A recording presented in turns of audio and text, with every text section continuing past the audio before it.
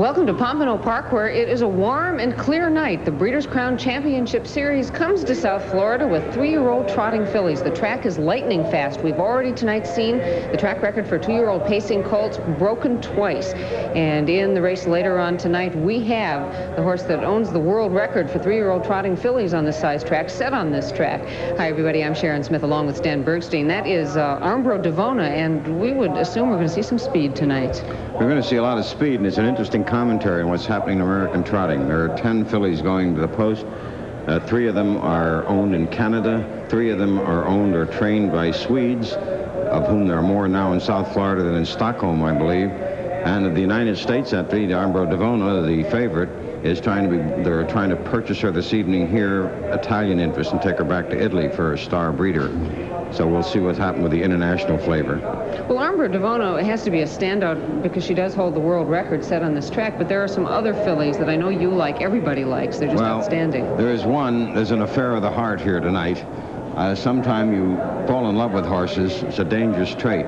But there's a little filly from Canada who has been outstanding. She won 17 of 20 races last year as a 2-year-old, 16 of 20 this year. Her name is Grade Singing, and I think we'll hear a lot about her tonight. And, of course, Hanover, who was the star last year when she won 12 out of 13 races as a 2-year-old, losing only the Breeders' Crown, is back in action again tonight. But it's not quite the same for her as it was a year ago. It's a field, though, with tremendous depth, the division really of great depth. Last year there was one real standout, although some other good fillies, too. That was Fancy Crown, who was the harness horse of the year as a 3-year-old trotting filly. I don't know if we have a Fancy Crown this year, do we, quite? Not in this division, we don't. Fancy Crown, of course, they don't come along that often, but there are some outstanding fillies. And one thing is certain, absolutely certain, that of the fillies you're watching tonight, they will be future broodmare stars, a number of them in the sport. The outstanding racing fillies become outstanding producers. It's not a given and it's not assured, but you can almost be certain that they carry that trait of class and greatness from the racetrack to the breeding ranks. Well, they were valuable as yearlings, all but Grade Singing, in fact, went for at least $40,000 as untried yearlings, and they are worth many, many, many times that right now. There they go. They are being walked down to the front paddock here at Pompano Park. The very large crowd here gets to get a look at these fillies. They're wearing sheets, so they can't get too good a look at how they look quite yet. They have been warming up, so everybody here has been able to see these wonderful fillies already tonight. We get to see them in just a very few minutes. Kenny Rice is with us again tonight. He is in the paddock where he will be talking to all sorts of important people in harness racing, including a man who's important in both politics and business.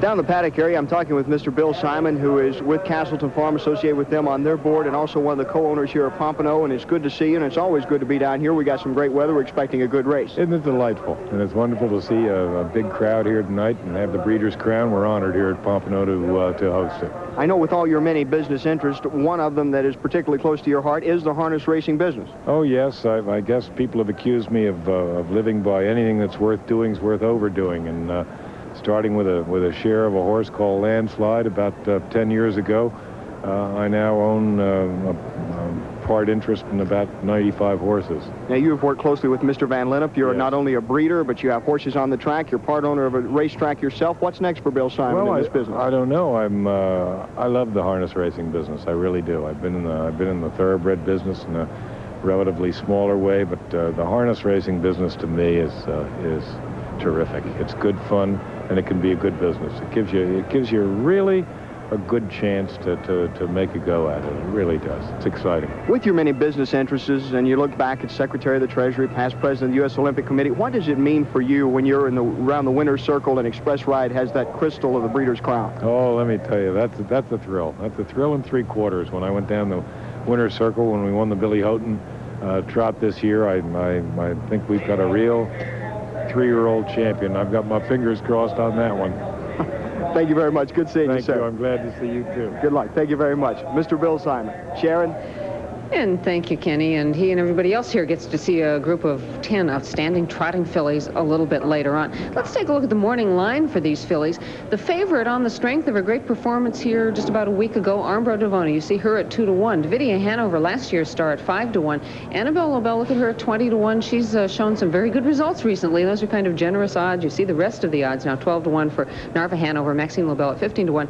Keystone Request at 15-1. The rest of the entries now. Honor Crown would have been here. She was is scratched sick today. Cranberry Hill at 15-1.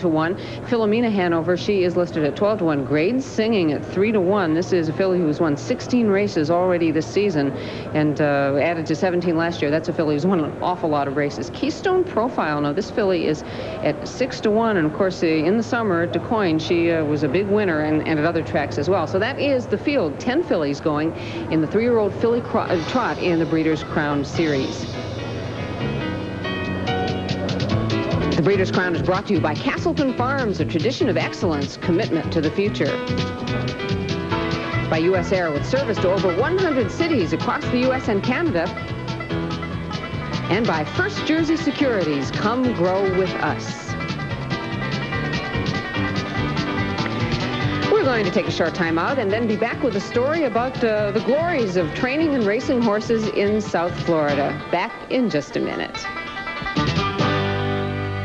We're back at Pompano Park, where the track is extremely fast. There's been a track record broken twice already tonight. The temperature is 77 degrees. There is a chance of rain here. We've had a few showers during the day, but only 20%. The winds from the east at 10 miles per hour should not affect the going here tonight. Partly cloudy skies. And it's a very nice way to spend an evening here. It's also a nice way to spend a winter if you're a racehorse or a trainer or a driver. Now we're going to talk a little bit with Delvin Miller about how people started coming to Florida to train. My first sojourn to the South was in 38. I went to Pinehurst. And boy, I thought it was heaven in Pinehurst. Then I came on further to Orlando and finally ended up down here. It's really started, the owners liked it. Back in the old days, I'd see all the old papers. Mr. Harriman would go down there and they'd all play golf. Back in those days, even the big trainers were all golfers. Now they don't have time enough to play golf. It's a complicated business moving a racing stable south. Not just horses, but people and equipment have to be moved. Most trainers, though, believe the move is worth the occasional difficulties. Get them on a regular schedule and go most every day, whereas in the north, you run into the weather problem. Cold weather, snow, frozen racetracks, and I think the frozen hard surface of the racetrack is probably the #1 problem training young horses in the north. We don't miss so many days of training. You know, the weather is very good down here most of the time. Of course, it rains a lot, but anyway, we don't miss so many days of training, plus the fact that the weather is constant in the temperature. Up north, you have so much of changes with the rain, snow, or something in between, and that causes a lot of throat problems that we definitely don't need, and the horses are very sensitive when we are down to a certain speed with them. So we're very glad to be down here every winters. I hope it can stay so forever, because the horses really needs it, in my opinion. And now we have also seen with some Scandinavian trainers that has been up north all winter. And with their material, they have not been ahead of us when we come up. Well, if you send one up in the middle of the winters, which sometimes they'll do, they'll get one ready and send them up to the Meadowlands meeting. He'll lose a second or two when he goes up. You know, it's a difference in the climate, just like yourself. You got to have warmer clothes and everything. You'll lose a little that way, but some of them don't. They sometimes we'll ship out of here when you get a little cold spell, and that helps too. Coming down, you'll get a little sickness. You'll pick up any sickness around, and the horse lose a little bit of vitality when they're shipping, because it's a tough ship for put a colt right out of a horse sale and bring them down here 1,000 mile on a truck. They get tired. There's an old axiom: wet weather and lazy trainers make good race horses. And that week or two, that gives them a rest from all this strenuous training, and it don't hurt them really. Well, I think most of the trainers do, Stan, enjoy coming down during the winter. Well, Ben White, who was a trainer who started Ben White Raceway in Orlando, Florida, crusty old trainer, he had won 4 Hambletonians. Ben White once was asked a question whether it does any good or not, and White said, I don't know whether it does the horses a damn bit of good, but it's sure great for the trainers and the drivers. Well, I think the horses have to benefit as well, although they are cold weather animals. We do sort of forget that.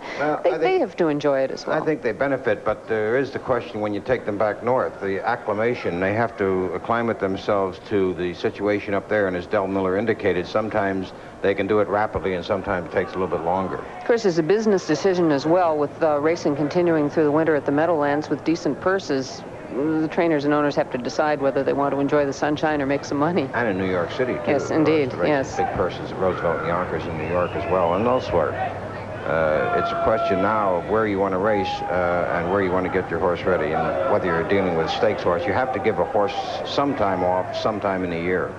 Well, of course, the fans down here benefit when good horses are shipped down, and there is a big crowd here tonight at Pompano Park to enjoy these great 3-year-old trotting fillies that are just ahead. We're going to take a short time out and then be back with more.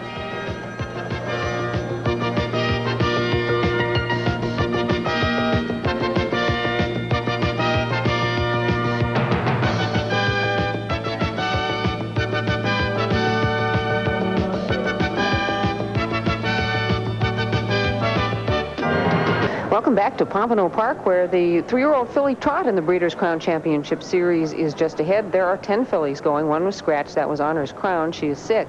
The rest of the fillies, though, represent a remarkably well-bred group. They were all expensive yearlings, with the exception of Grade Singing, and as Stan thinks, she could be the best one of the bunch.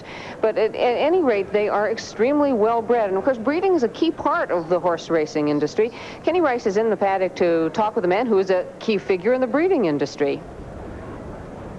I'm in the paddock area with Mr. John Cashman Jr., who is the president of Castleton Farm and the president here at Pompano Park. Mr. Cashman, it's always good seeing you. And this Breeders' Crown, one thing that it has created, I guess, is a lot of interest among spectators in stallions. Yes, that's correct, Kenny. The following of the breed, due to the fact that these purses are created by the nomination of stallions, has caused the public outside of the industry to start to follow the breed of the standard bred closer, and it's even made more people aware within the industry through following this series that the dominance of some sires, they follow the young sires and their productivities, and it's created a great thing within our industry and also outside of our industry. One thing that we've seen in the 2 years of the Breeders' Crown is that a lot of the good stallions continue to produce a lot of the champions right here on the track as they've done in the past. They're just getting some more recognition for it now. That's correct. You know, things have not changed. There's always been a dominance of some sire lines, and it goes back all the way to Hamiltonian till today. You have the dominance of the Meadow Skipper line and the Pacers, and that's continuing to be shown through these series. Do you see any new stars on the horizon as far as stallions? Well, it's a little bit young yet. You saw Nia Tross's first crop, in which you'll see in 2 weeks from now, Annihilator, and you saw Barberry Spur, even though he did get beat. You saw the good filly that won at Yonkers, Caressable, Nia Tross. You see Tyler Bees and Dragon's Lair last year, and you saw a Warm Breeze last week up at Rosecross. So you are seeing some new sires come to the forefront in this series. Looking at this entry tonight, and you look down the list and you see a lot of these fillies selling for big prices, and I guess that is one of the reasons they're in the Breeders' Crown tonight. You paid a lot of money, but you're getting a champion horse. Yes, I think in our industry especially, our pedigrees and our confirmation of our horses that sell well at auction hold up remarkably well. They're going over with a real meticulous scrutiny by trainers and veterinarians when they go through the auction rings, and if their confirmation matches their pedigree, they sell well and they race well.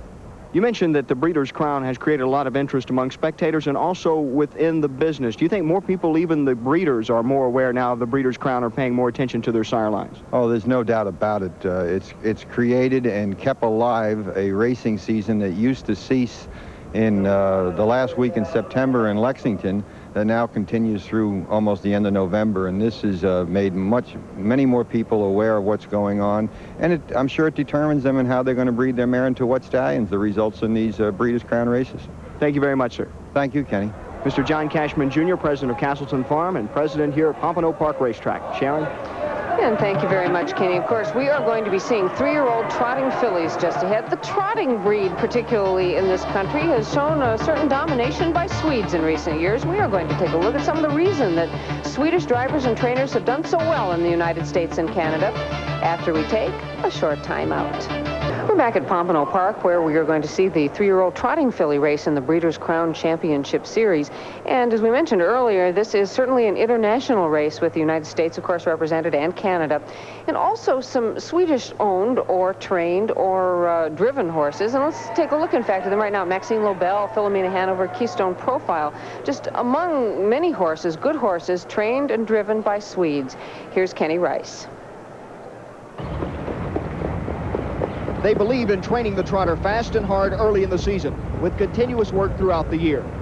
The Swedes were greeted with skepticism when introducing this training method to North Americans.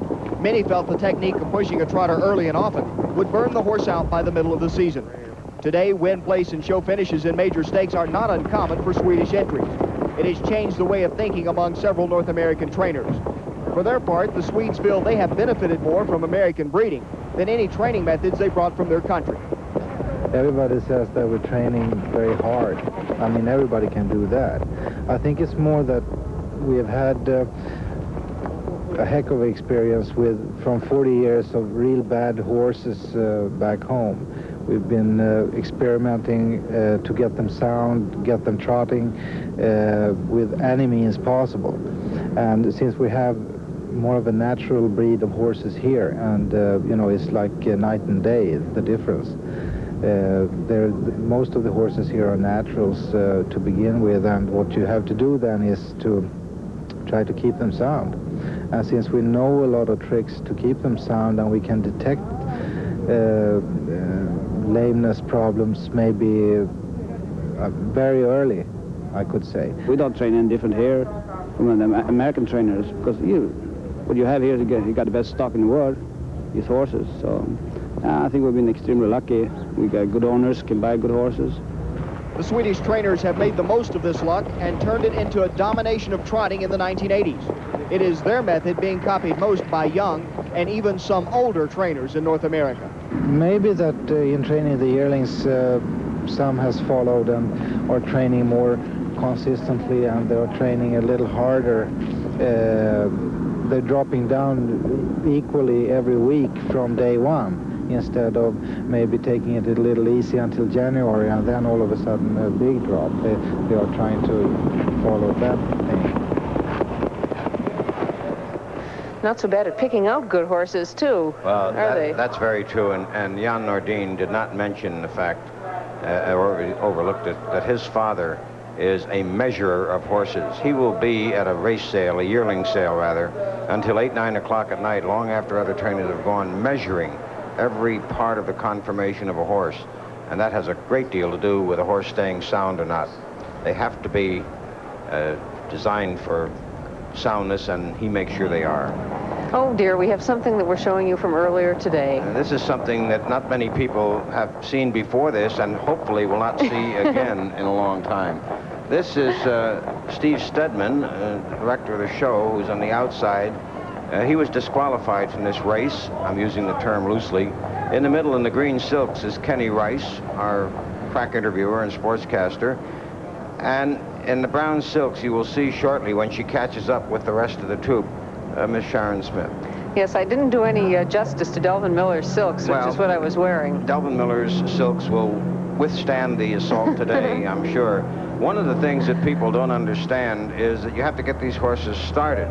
They don't start by themselves. There is Mr. STEDMAN, and as we say, he's so completely outclassed and dominated the competition that he was disqualified. But these two well-matched trainers and drivers, Miss Smith on the inside and Mr. Rice on the outside, are at this point almost single-handedly destroying the breed as far as its reputation for speed. This is the point we were mentioning. Go ahead, Miss Smith, you in defense. No, I was going to say that my colt was much more interested in chewing on his bit than anything I was able to get him to do. Both of these horses were obviously interested in the sights of Florida. They certainly are not interested in racing, although Kenny Rice at this point suddenly has stimulated his horse into a burst of speed. And that contest went on, and except for the fact that tonight's show was necessary, they would still have been going around on the track. Well, I'll tell you that's true, because I had a terrific time, even though my horse was slow. Was he slow? I'm certain both of you, the horse and you, will remember it for a long while. Absolutely. Now let's take a look at what's been going on with the odds for the Breeders' Crown. And the fans here at Pompano Park obviously remember Armbro Devona's outstanding performance on the 8th of this month. She has opened at 3-5 with the fans there. Davidia Hanover at 3-2. She, of course, was the losing favorite last year. Now, Great Singing, who Stan really likes, is at 11-1, and boy, that's pretty generous odds on a filly of that quality. So that's a quick look at the early odds that these fans are giving us here tonight at Pompano Park. We are going to take a time out, and we will be back a little bit later on here at Pompano Park as the pony watches for the Breeders' Crown 3-year-old filly Trot. Welcome back to Pompano Park for the Breeders' Crown. The 3-year-old filly Trot is just ahead. I'm Sharon Smith along with Stan Bergstein and Kenny Rice as we see these 10 3-year-old trotting fillies compete for $418,000 plus, and it's the richest filly race ever in Florida racing, and it's all at Pompano Park, and it is all just ahead. In fact, these fillies are going out on the track right now, so let's take a look at them. The number 1 horse is Narva Hanover. Chris Boring is the driver. She is owned by Lloyd Arnold and Partners, and she is a Florida Pro filly. She has won $142,000 in her career, but she is currently at 14-1. Maxine Lobell, one of those with a Swedish connection. She's owned by CASTLETON Farms in Ulf Mollberg of Sweden. Bernt Lindstedt is driving this filly tonight. She has been driven by Håkan Wallner and Jan Janssen, the other 2 trainers in that stable. And there she is, Maxine Lobell. It's a nice-looking filly. This is Davidia Hanover, and John Campbell is driving her again tonight. Of course, Davidia Hanover was the leading 2-year-old trotting filly last year. She won every race she started except the Breeders' Crown, in which she inexplicably broke stride and then raced brilliantly to catch up with the field. Well, Davidia has not had quite so good a year this year, but she is among the favorites tonight. Now, this is Annabelle Lobell, an attractive filly, a chestnut filly with a white face. She's an unusual-looking filly. Tommy Houghton is the driver here. Leon and Lorraine Matches are the owners of Annabelle Lobell, who's a speedy Somali filly. She's coming off a stakes win at Garden State, and her odds are kind of long, considering that. She's currently at 35-1. That might be a bet for you, if you can get to the windows. Number 5 is Keystone Request, and Buddy Gilmore is the driver of this filly. As she is a Super Bowl filly. Charles Sylvester and Irving Liverman are the owners of this Super Bowl filly. Now, this is a filly who's won about $148,000 lifetime. She is looking for her first victory in a race this year, although she's managed to pick up $70,000 by finishing in 2nd and 3rd place 11 times. So, although she hasn't won, she has picked up some money by running her racing consistently. The number 6 horse is the heavy favorite tonight. We knew she'd be the favorite, but she is odds-on right now at 3-5. This is Armbro Devona. Lenavit, Frankel, Brindorf, and Gent Enterprises leasing this filly are listed as the owners. Of course, Bill O'Donnell is the driver of her. She is a Speedy Crown filly. She is the world record holder on this size track, a record that she set on this very track. Number 8 is Cranberry Hill. Of course, we saw Honor Crown scratched earlier tonight. You will not see her. Number 8 is Cranberry Hill. John Hayes Jr. is the driver of this filly, a Dream of Glory filly. He stands in Canada. And Juravinsky and Rumpel, the owners. Gordon Rumpel, by the way, also the owner of On the Road Again. And he has a very nice filly here in Cranberry Hill. That is the number 8 horse. The number 9 horse is Philomena Hanover. Jan Nordin is the driver. This is out of Team Nordin, the KVF stable of Deerfield Beach, Florida, listed as the owners of this filly. Philomena Hanover has started a lot this year, 24 times. She's won 4 races, over $100,000 this year. But the number 9 horse not given a lot of support, 45-1, and you don't often see a Nordin horse in a trotting race going off at 45-1. But that is Philomena Hanover, and she is a long shot. The number 10 horse is Grades Singing. Gilles Gendron is the driver and trainer of this filly. Gracien Dechen is the owner. Now, this is the horse that's finally getting a little bit of support. She's down to 8-1, but Stan certainly thinks she should be a little shorter than that. This is a filly who's won 16 of 20 starts this year. She won 17 of 20 last year. That is just a remarkable record of consistency over 2 seasons for this Canadian-based filly. This is Grades Singing. And that is the number 10 horse, and she is finally getting some support, which she certainly deserves. The number 11 horse is Keystone Profile. Now, she, too, is rather long odds for a filly of this quality, 14 and 15 to 1. She's been standing at. Hogan Vollner is the driver of the filly. Bill Sheehan of Versailles, Kentucky, is the owner of this Speedy Crown filly. Now, this is a filly who's won more than $100,000. She had major wins this summer on the Grand Circuit. She's tailed off a little bit. She's hasn't won in a couple of months, and that's perhaps why she is certainly listed at 15 to 1 right now. But over the summer, you couldn't get much better than Keystone Profile, who is the number 11 filly, the final filly that we are going to see. Okay, we have seen, Stan, some wonderful fillies here.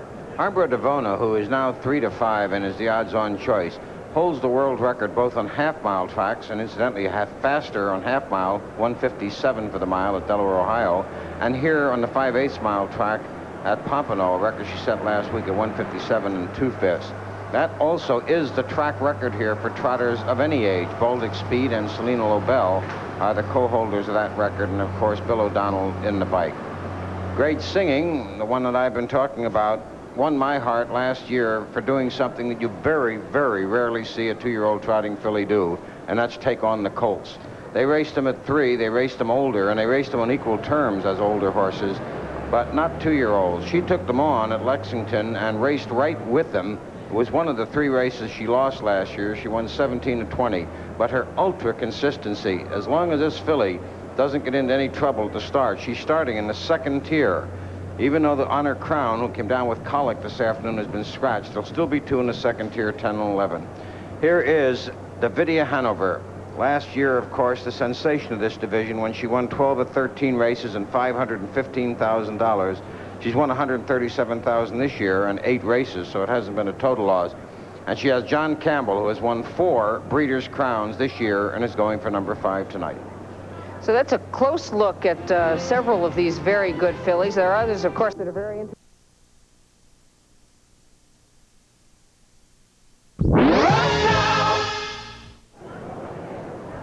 I'm in the paddock area with Gary Lewis, the trainer of Davidia Hanover. She did everything you could ask of her in her 2-year-old campaign, dominating, except win the Breeders' Crown. Gary, as we take a look at things last year, going into Canada's race, and people probably are still comparing last year's Breeders' Crown and scrutinizing her 3-year-old campaign. Well, there have been a lot of comparisons made and a lot of question marks about her 2-year-old to 3-year-old season. But the Breeders' Crown was the only race she lost last year as a 2-year-old. And with the traveling and the multiple race tracks and the conditions, it's remarkable to win 12 out of 13. Indeed it is. As we see the break there, and a little later on, she makes a remarkable comeback in last year's race.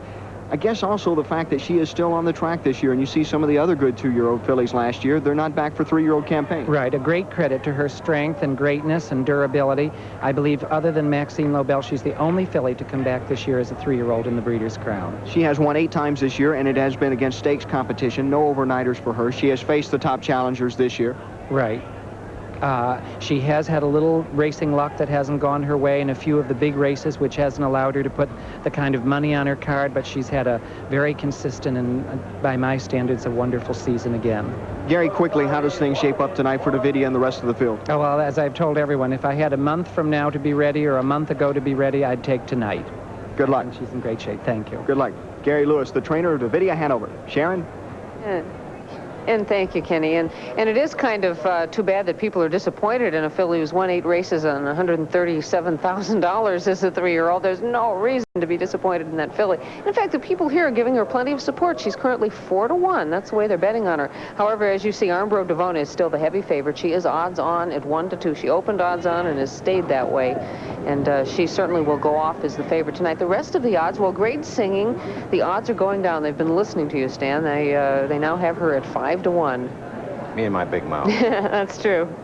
Actually, this filly, we mentioned earlier, the fact that Honor Crown was scratched, came up sick, and had 7th post does not mean that the horses in the 2nd tier, Great Singing, Keystone Profile, will move up. Under the rules of the sport, they must stay in the 2nd tier, so Great Singing will be starting at the rail in the 2nd tier behind Narva Hanover, and Keystone Profile will be behind Maxine Lobell. Horsemen do not like that. They prefer to have all horses on the gate. But when you have a field of this size, and racetracks, of course, only are so wide, there's a finite distance. Somebody starts in the 2nd tier, and That's where they will be.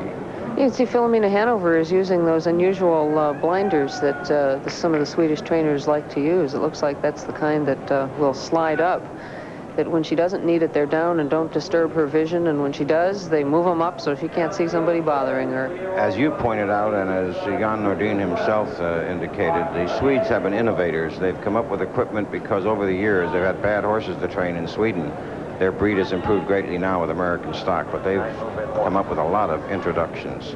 And there she is. This is Armbro Devona, who on the strength of a magnificent win on the 8th of November on this track in world record time will go off as the odds-on favorite in the Breeders' Crown for 3-year-old trotting fillies. These fillies, 10 of them, are lining up. 2 of them, of course, will have to be in the second tier. The other 8 will line up with their noses behind the gate. This is a 5/8 mile track, so they do start on the other side of the track. Now, we will watch these fillies line up, and we are going to send it to track announcer Gary Seibel right now. Let's send it to Gary. And Keystone Profile. This field is in motion. Thanks, Sharon and Stan. As was the intention of the Breeders' Crown Series from the outset, we're now getting ready for the race that will likely determine year-end honors for these 3-year-old trotting fillies. It all comes down to the Breeders' Crown.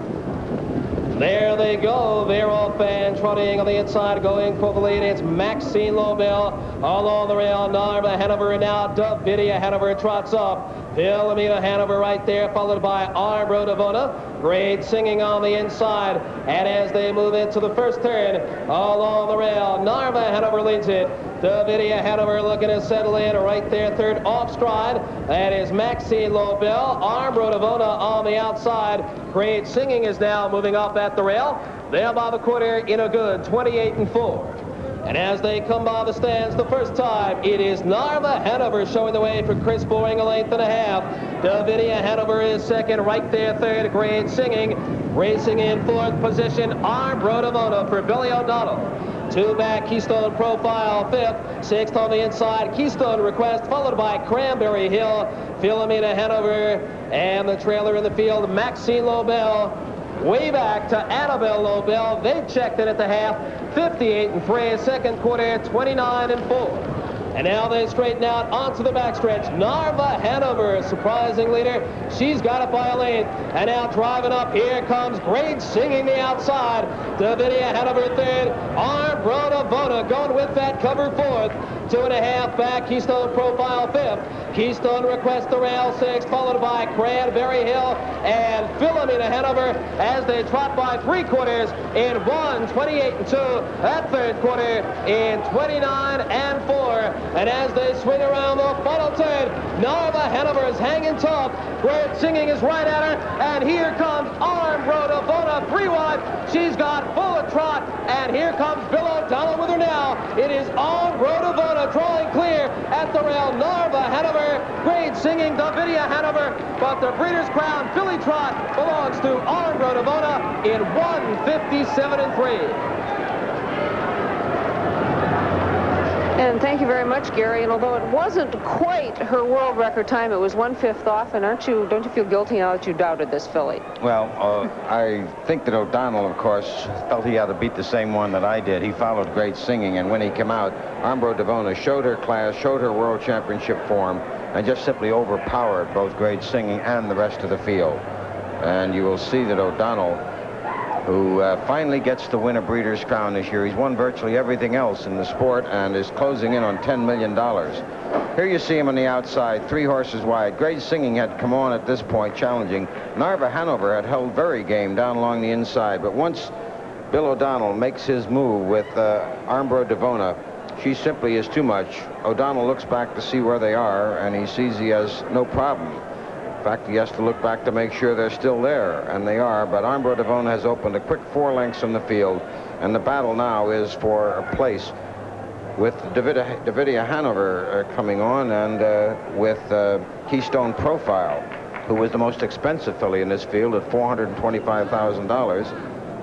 Finally recouping some of that, and a very happy group of owners down on the racetrack. Oh, absolutely. What a performance by Armbro Devona in 1:57-3 for the mile, 1/5 off her own world record set on this track.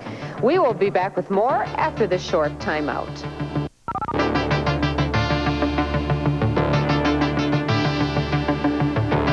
This is the filly who has won the richest filly race in Florida racing history. She won the Breeders' Crown 3-year-old filly trot.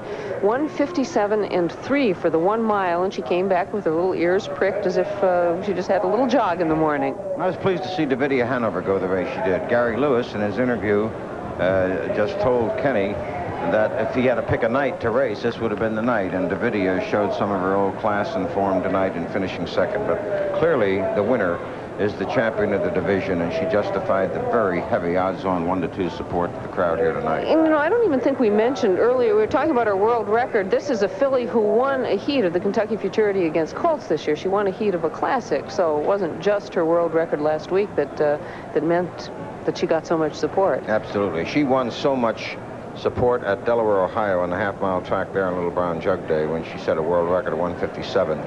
And of course, it's only 1 mile faster than this one, history of 5/8 mile racing, and she did that here last week. And she went fast tonight. Well, there are a lot of happy people in the winner's circle right now, and Kenny Rice is going to be speaking to the happy winning driver. Armbro Devona is the winner, and Bill O'Donnell the driver. Congratulations, Bill. You said the key tonight was just showing up. No, I was just kidding. No, I got a real good trip, and you know, everything worked out well. You know, she was really good. Chuck had her good. You know, he back in the summer she got off a little bit, and he'd give her some time off, and done a real good job with her. Great singing was out there. I think you kind of expected that, didn't you? Well, leaving there, I was kind of going to get in the 3-hole, looked like, and then Bernd Lynch's horse made a break and kind of had to let her run out of the way, and then Joe's filled the hole, and I get in behind him, and, you know, that made up for a good trip for me. Then I got to be second over the whole way. Anything surprised you in the race? Did you have to change anything that you may not have planned on? No, not really, no. You know, I just was going to go out there a little ways and kind of hope for a seat, but it worked out very well. She's a good one. She's really good. Congratulations, Bill. Thank you very much. Always good seeing you down here. Can I say hello to my wife and family at home? Sure. Okay. Okay. Bill O'Donnell in a familiar spot here in the winner's circle. Armbro Devona is the winner. Now back up to you, Sharon. Thank you, Kenny. What if Kenny had said, no, you can't say hello? Well, of course, Kenny said, okay. And congratulations to Bill O'Donnell and all the people connected to Armbro Devona. We'll be back with more in just a minute.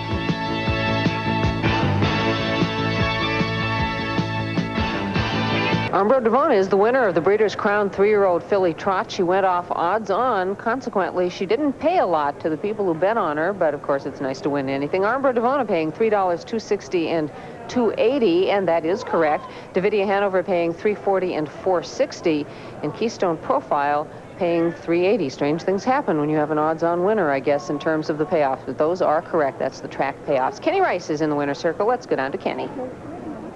Chuck Sylvester, a happy man, the trainer. Chuck, she was impressive tonight. Yeah, she was just great. We're really pleased with her. We're just tickled to death now. Glad it's over with finally. What does this mean, you think? Wraps up the divisional honors for one thing. Well, I hope so. She sure has been great the last 5 or 6 weeks, and she really finished out the year strong. So we're really pleased, and it's a relief to have it over with and going out on a winning note. She seemed real good shape coming into the race. Talked to the owners earlier. Everyone was happy and pretty optimistic tonight. Well, last week she won a great race. She set a world's record, and we didn't expect that. She did it off of a 35-day layoff, and so we felt she'd really be sharp this week. We hope we didn't take too much out of her last week, and I guess we didn't. So Bill O'Donnell said everything went pretty much according to form. Is that the way you saw the race? Well, yeah, I knew there was a lot of early speed on the inside of him, so I didn't figure he would go to the front tonight. And he raced her and got cover and got a second over trip. He got a real nice trip, so that's what it takes. We had good racing luck, and you know that was all she needed. That never hurts, does it? No, it sure doesn't. Along with having a very fine filly. Yeah, she's a great one. Thank you very much, Chuck. Congratulations on a fine job. Thank you. Chuck Sylvester, who's the winning trainer tonight. Sharon? And thank you, Kenny and Stan. Let us look at what happened in this race. When Chuck Sylvester and others say a second over trip, what they mean is that she was second on the outside and behind another horse. And she did get the cover, and the cover, of course, turned out to be the filly that she had to beat, or that we thought she had to beat, Great Singing. At this point, we were surprised by Narva Hanover, the Florida Pro filly, who had won 6 races this year, going out and taking an early lead. LOBELL makes a costly error, which puts her out of contention for all practical purposes. And right here, Chris Boring, good driver out of Michigan, who has driven a lot of top-notch horses in his career, although he's not of the generally regarded in the same caliber as O'Donnell and Campbell, but is a true veteran. He had a horse called Toot Dwayne years ago that beat Cardigan Bay and Brett Hanover. He's in front at this point, and O'Donnell, as you can see, is back fourth as they head around the clubhouse turn. Campbell is sitting second with Davidia Hanover in a very good position. And now O'Donnell moves up, and as O'Donnell moves up, right in front of him, out comes Gilles Gendron with Greg Singing. And this is what you hear as cover and a second over trip. She is on the outside, second over those horses, and she is behind cover with Grade Singing, giving her what is very important to a racehorse, and that is having someone in front of them. It not only keeps their competitive spirit up, but obviously it also takes care of the wind problem, and there is a wind blowing here tonight down the backstretch right now into the face of Grade Singing as they make that final turn. Now O'Donnell slides out to third horse position. Narva Hanover still holding game down along the rail. Between horses is Grade Singing, still game at this point, but powering up now comes O'Donnell and the champion Armbro Devona, and following him comes Campbell with Davidia Hanover, who closed very strongly in the stretch. But as you can see, there is one 3-year-old filly champion this year, and you've just seen her win it, Armbro Devona. 157 3/5, only a fifth off the world record. And there's Bill O'Donnell smiling. He's won the Hambletonian this year with Practice, the Little Brown Jug with Annihilator. Here he is in the Breeders' Crown with Armbro Devona. And she got a pat that she richly deserved. She is a Speedy Crown filly, as we said. Bay daughter of Speedy Crown. Armbro Devona, the winner of the 3-year-old filly Trot. Back with more in a minute. Back at Pompano Park, where we have seen Armbro Devona really impress in this 3-year-old filly Trot, and I think there can be no doubt that she is the 3-year-old trotting filly of the year. There isn't, certainly. I don't believe anyone's mind. And I'll tell you what I think is a wonderful thing about it. Paul Frankel, an attorney out of Toledo, Ohio, and Dr. Lawrence Berndorf, this is the first horse they have ever owned, and she's now won $558,664. Their partner, another attorney, Jack Lenovitz, owned horses before, but this is their first. People are going to think it's easy, and it's not. Well, congratulations to her. Now, there is one more race in the Breeders' Crown Championship Series, the Glamour Division in harness racing, the 3-year-old Pacing Colts, and we are expecting to see at Garden State in 2 weeks' time the Great Annihilator. He is the fastest racing standardbred of all time, and he earned that honor on Hambletonian Day. He had a tough fight against an excellent horse there on Hambletonian Day, but it was Annihilator in 149 3 in an invitational pace. And Falcon Sealster, who is horse around. Who is 1A or 2 in the division, really, at this point. And O'Donnell dropped his whip in that one, as you saw. Yeah, he went in 149 3. And we will be seeing him in 2 weeks at Garden State Park. That is 11:30 p.m. Eastern Time. There is basketball that night, so 11:30 p.m. Eastern Time, the Breeders' Crown at Garden State Park. And you will see Annihilator in one of the final races of his brilliant, brilliant racing career.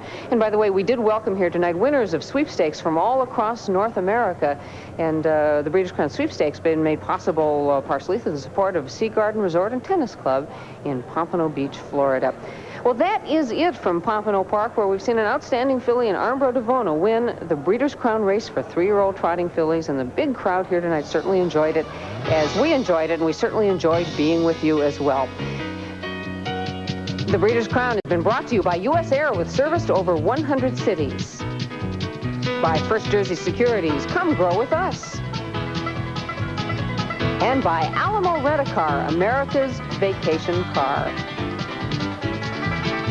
For Stan Bergstein and Kenny Rice, I'm Sharon Smith. We thank you for being with us at Pompano Park in Florida.